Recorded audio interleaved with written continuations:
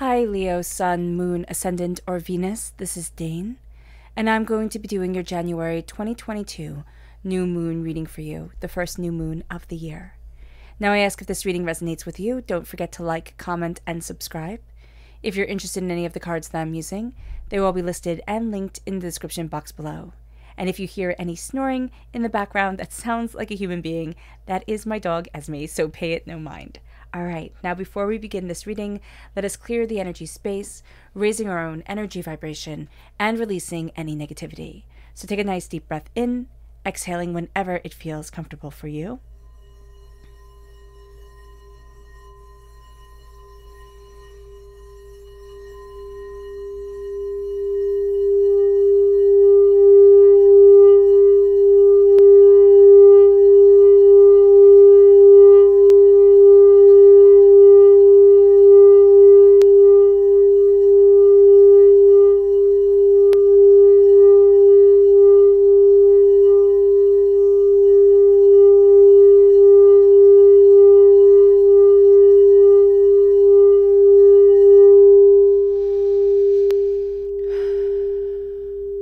Releasing all negativity from the body like storm clouds. Letting yourself feel calm, centered, and at peace as we enter into this safe and loving space.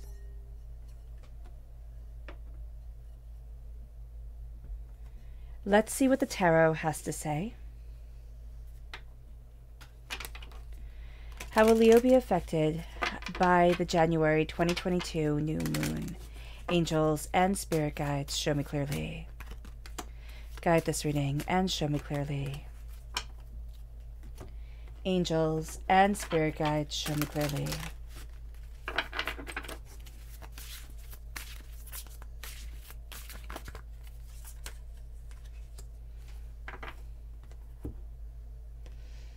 Angels and spirit guides, show me clearly.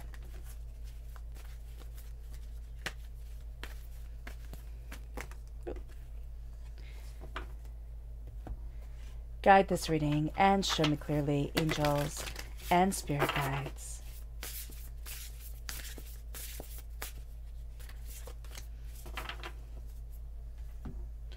Let's move these over so that you can see. At the bottom is our rooted self. The left-hand side is our inner self. The middle, our heart, our emotional self. The right-hand side, the public arena, the public self. So let's see what the cards have to say. We have the Hierophant, which is Taurus energy, and we have the moon, which is Pisces energy. But the moon also indicates the moon. So this is going to be a very powerful moon for us. The ramifications and the energy of this moon lasts for about 14 days afterwards. So it's going to be quite intense, and it's going to have us really embracing our own power, our own understanding, and really falling into alignment with who we are, not who other people want us to be. It moves us to the Eight of Swords and the Ace of Cups. Okay, so the Eight of Swords, we're going to tend to be a little bit too much in our own heads. In our hearts, we have the Page of Wands, fire sign energy, Aries, Leo, Sagittarius. So of course, this does also represent us, right? We are students here. We are students of our heart. We are students of our passion. We are students of what we desire. With the Magician coming forward, we're claiming a sacred space for us. We're standing before the altar of our existence, saying that there is something more here than meets the eye. And it moves us to the Five of Swords. And the Five of Swords is, I'm going to be facing something that I have faced before. And in that realization, in that looking at that energy and at that truth, like having to look at things and gain an understanding, we're going to be seeing ourselves becoming stronger, becoming more than what we thought we could be. And it moves us to our public arena. And our public arena is the Ten of Cups, prosperity, success, abundance, and the Five of Pentacles, which is, they're just the complete opposite cards. So here, the Ten of Cups is, and they all live happily ever after. And the Five of Pentacles is poverty. The Five of Pentacles is being kept on the outside. The repeat of the number 5 is really good. Actually, we have the repeat of the number 5 3 times here. And that's divinity saying that this is a time to move. This is a time of not being kept in a box, not being kept a certain way. This is a time of discovering something so much more for ourselves than we have imagined. This is also, things are going to be moving forward more quickly than we thought they would be. And so that's going to be a very good thing. Now let's look at the energy we need to be mindful of. Angels and spirit guides, show me clearly. So this is the Prince of Pentacles. This is words, especially around money, around success, around prosperity, being hidden. It's kind of like somebody says something, but they really mean something else. Or we thought we were headed in one direction towards one goal, and it winds up that there wasn't a prayer of a chance that we were going to get that anyway. It's kind of like being promised a promotion so that we work harder and are more diligent. And then the person says, oh, you didn't really think you were going to get that, right? Or you just don't have the qualifications, right? And so here, it's just going to be needing to be aware of this and needing to be aware of this manipulative energy. And it moves us to our chakra energy. Angels and spirit guides, show me clearly. This is self-mastery. Now, self-mastery is the solar plexus chakra, and there's a real sense of centering in ourselves, listening to our gut, taking care of ourselves, looking at what it is that we desire, how it is that we're moving forward, what it is that we're moving towards, and really centering on who we are, not who the world wants us to be, not what the world thinks we should be, or what even we think we should be, but who are we, and how are we moving forward in that power.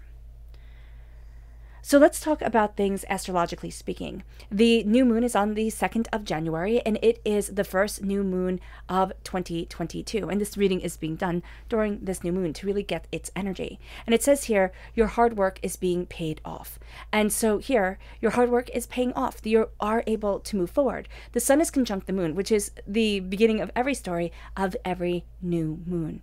Now this brings an end of one cycle and a beginning of another. This brings a burst of energy, of insight, of intuition. So as we're connecting here with this energy, we're also connecting with ourselves. We will also find that the new moon is a time of emotional balance, especially after the new moon. We can find that things kind of blew up. So if we've had arguments during the new moon, or, things not really going the way that we wanted them to, now we're starting to look at things and saying, you know what, this is what I want for me. This is what I want from me. This is how I'm moving forward for me. The new moon is trine Uranus, so this is a wonderful alignment for the start of the new year because it makes us open-minded, it makes us adventurous, it makes us willing to try new things. It also makes us brave. There's going to be something here where I get to believe in me again, which is really quite beautiful, and it lets us proceed forward in our lives. We will find out that we are self-aware, but not overly self-conscious, or not self-conscious. We're not doubting ourselves. Usually when we become self-aware, sometimes when we become self-aware, we also become very doubt-riddled. We're like, oh my gosh, am I doing the right thing? Am I moving forward the right way? And this is going to be a time where we really start seeing who we are and what we want, meaning that we can express ourselves in our own unique, creative, quirky, wonderful ways. We will be happy to see that this is a time of unexpected positive change. So even if we've had that argument, even if we're feeling lost at the moment, even if we're feeling overwhelmed for one reason or another, this is a time that leads us towards change, towards new freedom. This can also be a time where we're redefining ourselves. We're saying, you know what, I want more than this, or I deserve better than this, or you know what, I'm not walking down this path anymore because it's not me. It's not where I need to be, and it's not where I deserve to be. We're really starting to see our worth at this time too, Leo, making us more comfortable in stepping out of our comfort zone, which is really quite beautiful, and into the world that we want to live in. We will also find that negative reactions to ourselves, it isn't as big a deal as it would normally be, or as we thought it was going to be. It's like, okay, yeah, you disagree, but I still see me, I still connect with me, I still want to move forward for me. It doesn't bother us in the same way. So we will also find that we can pick things up rather quickly. This is a time where we start saying, well, why not? And yeah, okay, so maybe I wasn't good at it in 3rd grade, but now I am, or now I can try. So we can start to pick things up that have us connecting with our own freedom. So it can be computers, it can be languages, it can be art, it can be, public speaking, it can be obtaining a lot of knowledge, reading or listening, and just acquiring to set ourselves forward on the life that we want, not the life that other people expected for us. The new moon is in conjunct with Lilith, which is the black moon. So Lilith is a bit tricky. Lilith brings forward everything that we want to hide from and brings forward the energy of, I don't have to look at this, I don't have to look at it. It will eventually go away, kind of ostrich in the sand, putting your head in the sand type of thing. So what happens is that this lends to a darker energy for this time. It lends to a feeling of ourselves, wanting to put things off, wanting to procrastinate, feeling like I just can't do this right now. And now it can be also because we're drained, we're overwhelmed. It's been a long, hard road, and it's like, I don't want to face one more thing. But it's almost like if you do not look at that road, look at that contemplated, not contemplated, yeah, but contemplated, complicated mess that is our lives, and say, I'm picking up my burdens and I'm rolling it forward. It's not Sisyphus, constantly rolling the boulder up the hill, punished for all eternity for an endless, thankless task. What it is I'm looking at what I want and I'm seeing where I need to be for me, not for everybody else, but for me. It's not being self-centered. It's not being egotistical. It is saying that I can't hide, because even though we're going to want to hide, hiding never fixed anything. And that's where Sagittarius in Aquarius comes in. So Capricorn is ruled by Sagittarius.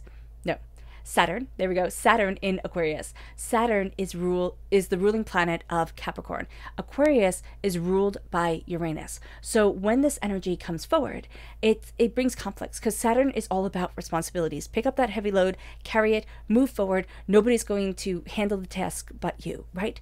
And then Uranus is like, well, free think, free understand, like gain a sense of freedom and exploration within yourself. And what's going to be really helpful here, and it's going to be really interesting how these two collide, is that we can feel really, really anxiety riddled when Saturn and Uranus come together. It's like, oh my gosh, this is a mess. This is not where I want to be. Like, what's going on here? Because on one hand, we're having our responsibilities pull us one way, and on the other hand, we're having our freedom, our desire of our heart, or even our mind and our expression of self pull us another way. But what Saturn and Uranus can do is really come together and really say, but I need to move forward like this. But I need to embrace this. But I need to understand this. And so our freedom and our responsibility, they come together and say, well, I cannot have the freedom that I want without carrying the responsibilities that I've acquired. Because if you've acquired a family and children and even pets, you can't just leave them on the side of the road. That's highly irresponsible. And so here it is saying, I need to move forward with this and with this so that I can live, and so that I can still carry what needs to be carried. And that's going to be a moment where all of a sudden we feel very empowered, but also we feel like we've stepped over that hurdle, especially if we've had people in our lives that don't carry their responsibilities, that kind of leave their responsibilities for others. To be able to say, I hold this sacred within me, that becomes a game changer. Now, in accordance to the stars, the new moon is conjunct the fixed star Nunki.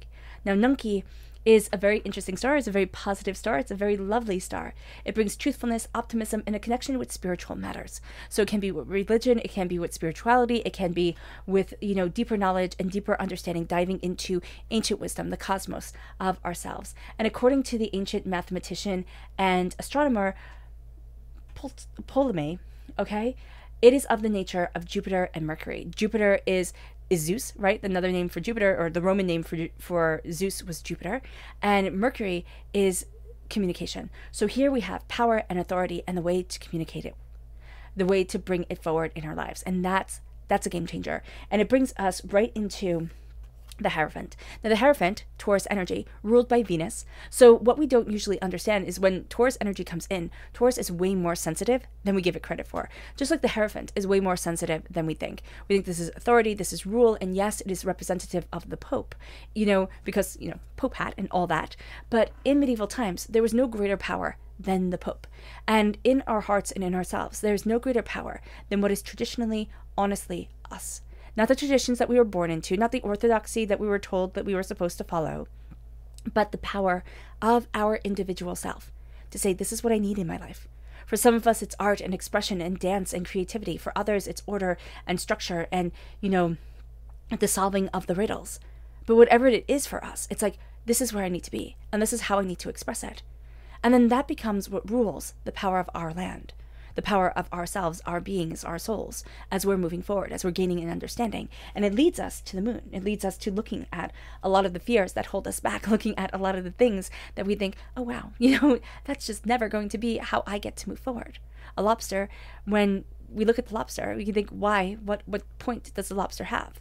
But a lobster that has higher serotonin levels, that is confident within itself in the hierarchy of lobsters, if you can imagine such a thing, is the lobster that is bigger, that grows, and that doesn't shrink away. And I think in our lives, we're being told to say, I'm not going to hide. I'm not going to shrink away. I'm not going to deny myself as I move forward, but I'm going to say, this is me. And I'm going to face the fears as I face the monsters, as I stare down the demons of existence, and I look into the shadows and see everything that I should be afraid of. And then know that as I shine with the light that is me, as I illuminate myself, as I wake up more and more and more, The shadows don't get to rule me. The shadows don't get to be the thing that breaks me down, the thing that I fear of and hide from. The shadows get to be the thing that I see before my eyes adjust, and I see the path that I need to walk forward, or I see the fears that are keeping me back, or I see the doubts that I have within myself. And it brings us to the Eight of Swords, and people live their whole lives within the Eight of Swords. And the Eight of Swords is worry, doubt, fear, and chaos. It's being stuck. It's feeling caged. It's like, I didn't choose this. For some of us, we really do feel that way. I don't know how my life became this, but I didn't choose it, and I don't want it. And that's going to be a very powerful thing for us, to say, I want to move forward towards something more. I'm tired of feeling trapped and small, and as if my voice doesn't matter, and as if I can't. And so we start doing one little thing every day that shows us that we can. And it can be absolutely silly to anybody looking in on us, but we get to see us. And we get to start to break the ties and break the doubts and break the fears and say, but this is me. And I don't get to be wrapped in cobwebs and doused in doubt. I get to be. There is a point and there is a worth, and it brings us to the Ace of Cups. It brings us to healing, beautiful love that just changes the course. And it sounds so trivial to say love changes everything. But you know when love changes everything, it's not when somebody loves us enough that it changes us. It's that when we love ourselves enough, that the hurtful, hateful words that tumble in our heads, that people say to us, do not get to be our reality, do not get to pull us down and deny us. This is when our heart kind of gets cleared away. The heart that carries the hurt and the pain and the disappointment and the brokenness. The hurt gets washed away. And we start to embrace our love and our passion and what we desire. And it leads us to being students. Students of our heart, students of where we want to be, students of knowing that we have a connection to divinity during this time, this sense of listening. And we can call it divinity. We can call it, our own little, the voice inside of our head that says, this is what you need to do, our subconscious self. But whatever we want to call it, it comes forward during this time. And it starts to embrace our passion. We start to embrace our passion. We start to embrace our desire. We start to see more and more and more. And we're going to be afraid at times and freeze. But then we're going to be like, but I can't stay like that. And the student asks the questions. The student pushes the boundaries. The student sees. And that's going to be what we're doing. And it leads us to the Magician, as above, so below. As we believe it, so it becomes. We're embracing the elemental aspect of ourselves. We're calling forward power, insight, ideas, and desires. We're saying there is more here than I realized. And I get to be a part of this. And as we are being a part of this, and as we're standing before the altar of our existence, saying, I call forward this power, I claim this power, I get to be a part of this, we see that we face a lot of the fears that we have faced before, a lot of the things that had kept us held back, that has kept us doubting. It's like, okay, you're going to see it. Do you move past it, or do you get stuck in it? Is this the way forward, or is this the way backwards? And what we're going to see here is that I gathered up my prosperity. I gathered up my bounty. I cut through my doubts, my fears, my negativity. Everything that was supposed to set me back, everything that I find triggering, everything that can make me doubt myself in a New York minute or a New York second. Now I start to say, no, it doesn't get to destroy me anymore. I see myself as strong. I see myself as powerful. And that's where the wishes start to come in. That's where we start to actually say, I deserve happiness. And here it says, written around it, prosperity, joy, family, commitment, prosperity, joy, family, commitment, like a mantra around us. And it doesn't have to be that we want children or a partner or anything like that, because it's our road, it's our life, and we get to choose it. But what we have here is this connection to something greater than ourselves. This connection to love and, brilliance of the heart. This is our connection to our happiness. And what makes up my happiness might be quite different than what makes up your happiness. And that's okay. We tend to use these broad terms like happiness and think it defines everything. It doesn't. It starts to open up new questions. What does happiness look like for you? What does family look like for you? What does, an evening at home look like for you? We don't ask people this. We assume that it's like ours, right? Because our world and their world should all be intertwined, especially with lovers and people that we are looking to build a life with. And yet we have to ask these questions and understand. Because love is about communication. And even the love for ourselves as we're moving forward, as we're opening up the door of our heart, it's about communicating with ourselves what makes us happy. Even if we might think, oh wow, this would really make this person proud of me. Or wow, I've been wanting that person's approval forever. If I do this, they'll be happy with me. But will I be happy with me? And will they even notice? Because a lot of times they don't. And that's where the poverty comes in. And this is struggle and hardship and loss, and struggle and hardship and loss, like the mantra through our head. Even when we are successful, it's like, well, where's the other shoe going to drop? How am I going to fall now? How am I going to lose everything now? Where is the pain going to come in? And how is it going to try and rip away everything that I've worked towards? That's going to be what we fight against. We fight against the happiness, the success, the joy, and the pain, and the destruction, and the hurt. The Five of Pentacles has behind her the Tree of Life, has behind her a connection to connection, to more than just herself. And yet we tend to forget that. We tend to think, I should be able to bear this alone. Why? We were supposed to live in communities, human beings, and communities of like 50 people, like towns of 50 people, where everybody kind of knew everybody, interacted. And we live very secular lives, especially here in the West. And it's like, am I looking at this poverty problem and saying, I need to fix it, without connecting with other people, without seeing how I need to move forward for what I desire within my life? Or also, am I letting the words of my past be the words that define my present? So it's complicated. It's never straightforward, and it's never quite as easy as we hope, but there is so much power here. And there is so much more here than meets the eye, and it cleanses us so brilliantly. So let's see what the moon has to say for herself. How will Leo be affected by the January 2022 new moon? Angels and spirit guides, show me clearly.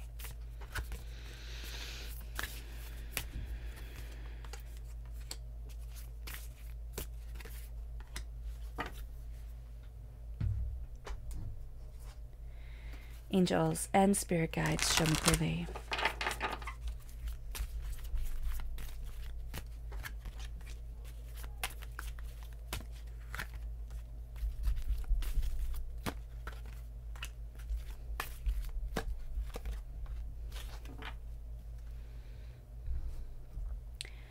So our Lunar message at our root is work through your fears and be patient. We're going to want things to change overnight. And we actually are going to see a lot of change guiding us forward, like overnight, as we sleep on things, as revelations come our way. But we need to be patient, because there's going to be a great awakening that guides us forward. But it's going to be an awakening that also happens around our weak spots, around our fears and our doubts. It leads us to our inner self, Lunar message. And it says, a personal issue reaches resolution, fruition. What we think about, what we focus on, reaches the fruition. And it's also what has doubted us, what has kept us held back. We're starting to see a change. We're starting to see a power guiding us forward. It leads us to our, emotional or lunar emotional self. And it says, it's time to take action. Release. It's time to take action, and it's time to release so much of the darkness that we carry, so much of the hurt and the pain. And that can be another reason why we're facing it again, because we're releasing it and we're saying, no, you don't get to be in my life anymore. You don't get to be defining me anymore. And it brings us to our lunar public arena selves. It says balance spirituality and practicality, assessing what life looks like if we took both. And we said, this is my priority. My spiritual and personal happiness, as well as my own prosperity, and why I can get to a certain point, or why I can't get to a certain point, and why it is that, doubts and fears riddle me, or, it just seems so hard. It can feel like it's harder for me than it is for everybody else. The fact of the matter is that's not necessarily true, because everybody faces their own demons quietly within themselves, screams silently in their own head type of thing. But we have to put that one foot in front of the other. This is a time when we're embracing 2022, the angel number year of new beginnings. And as we're embracing these new beginnings, we're seeing ourselves and looking at ourselves and embracing us so much more. And it's almost making us focus. It's almost making us see us and taking away the chaos of what had been distracting us before. Our subconscious lunar message is a new romantic cycle begins. Gratitude. Give gratitude for the new romantic cycle beginning, for a new balance coming into our lives, for us seeing so much more than what we had seen before. It brings us to our subconscious energy to be mindful of, and that's Cernunnos. That's Capricorn energy. That's the energy of, being too grounded, being too serious. This is also, Cernunnos is a bit different. So the devil tells us to be mindful of addictions. Cernunnos tells us to be mindful of the natural order of things, of for every action, there's a positive or negative reaction. Don't just be in the moment. Try to look forward and plan a bit more than one step ahead. It moves us to our subconscious chakra energy, and that is visualization, the third eye chakra. What am I visualizing? What am I seeing for myself? That very much links with the magician. As above, so below. As I think it, so it becomes. And that's because the mind does not know the difference between make-believe and reality. When we visualize something, our mind can think, wow, I've lived that. That's why people who have a looser grip on reality, live these worlds in their heads and don't ever go anywhere, don't ever do anything, right? So here, within ourselves, there's a sense of I'm paving the way. Because if I visualize that I can do it, if I work through the fears within my mind, but I work through it step by step. I was having a conversation with one of my friends about visualization, and that, I was listening to somebody, and they said, what we do when we visualize is we visualize the win, but we don't visualize the fear along the way, or the failure along the way, or the frustration along the way. So when we hit that, we think, oh my gosh, it's just supposed to be the straightforward win. And I didn't visualize every hardship that was going to come my way, or the hardships that I was going to face. And his argument was, well, how could you? How could you possibly visualize all the hardships that you were going to face on the way to your goals? And I think the answer has to be not, I'm going to know exactly what's going to happen and the hardships that I have to face, but I'm going to know that there are going to be hardships along the way. And I know that I conquer.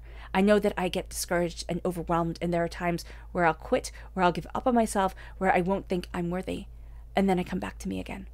And visualizing always coming back to the goal, to the self, to the center, to the fight, to the focus. And not necessarily that life always has to be an endless drain of energy for constant fighting, but that sense of I'm not giving up. There's fire within me, and I'm letting that fire burn. And Leo, my gosh, is there fire within us? And it moves us to our subconscious rooted energy, and that's the magician once again.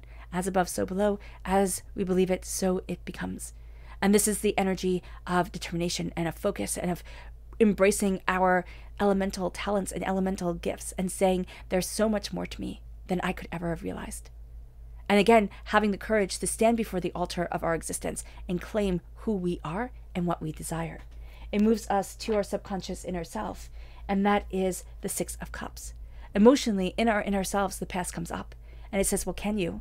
Because remember when you failed, remember when things fell apart, remember when you got fired, when the person walked out on you, when you couldn't live up to your parents' expectations, whatever it is that holds us back and says, oh my gosh, I can't. And it's like, okay, yeah, I remember that. But that doesn't get to be my definition of myself. There's still so much more to me than I ever thought there could be. And now I'm going to start to see that as I come through the fires, I'm stronger and stronger. I'm more than I realized. And it brings us to our subconscious inner self. And this is the King of Cups. This is realizing I cannot rule everybody. I only rule myself. That's why he's out in the sea, all by himself. And he realizes, cloaked in his heart chakra, he realizes I have to stand in my heart, in my soul, in what I desire. And yeah, there'll be chaos around me. And yes, there'll be people who try to drag me down. But I won't be. Because I move forward in the brilliance that is me, in the passion that is me, in the understanding that is me. And it brings us to our subconscious public arena self. And that is the Knight of Pentacles.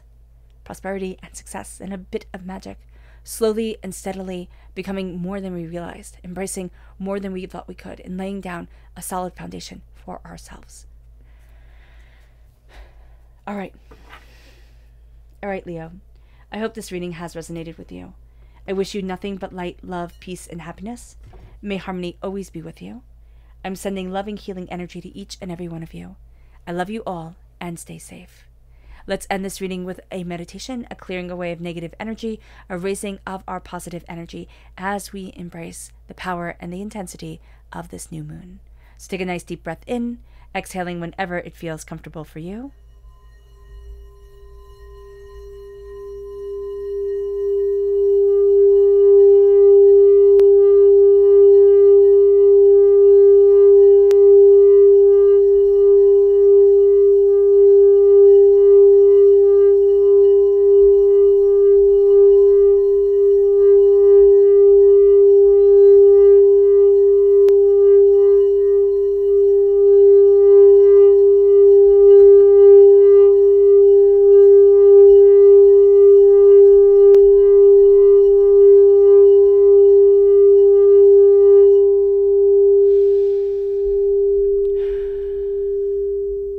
May you move forward in peace and in harmony, Leo, and may you have a blessed moon.